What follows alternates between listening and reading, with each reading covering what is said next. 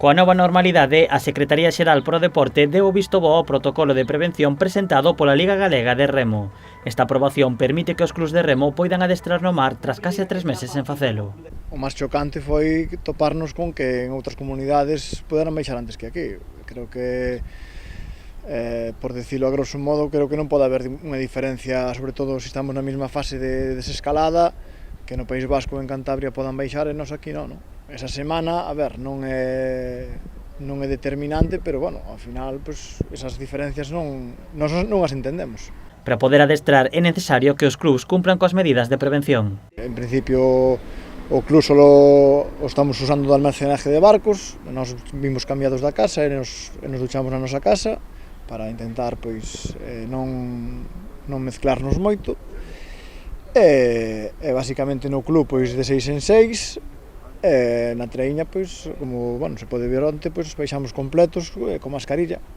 Os clubs teñen agora por diante só un mes para preparar a Liga e adestrar no mar, o que condicionará esta Liga 2020. Eses 3 meses, ao final, esa posta a punto das traineras se reflite na velocidade que vas a alcanzar, sobre todo na cadencia das paladas.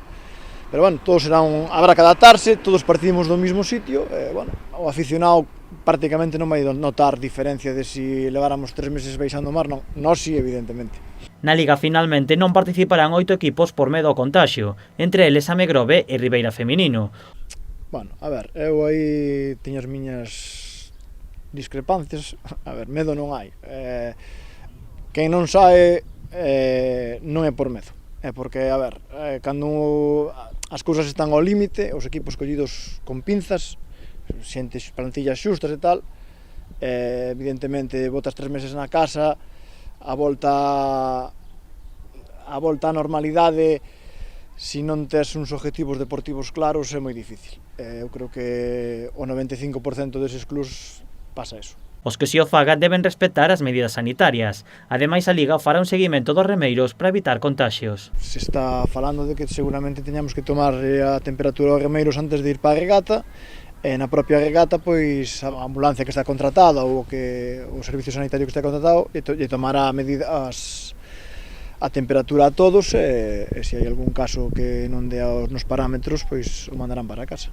Na Liga participarán 8 equipos da contorna. Vilaxoán, que aspira a loitar polos primeiros postos da Liga, Meco, Rianxo e Cabo B, que agardan estar na zona media alta, e Muros Esteirana co obxectivo de evitar o descenso. Na Liga Feminina, Cabo loitará pola vitoria, mentres que Rianxo debutará na competición co obxectivo de formarse na Liga. A categoría B volve a Pobra coa vista posta no ascenso.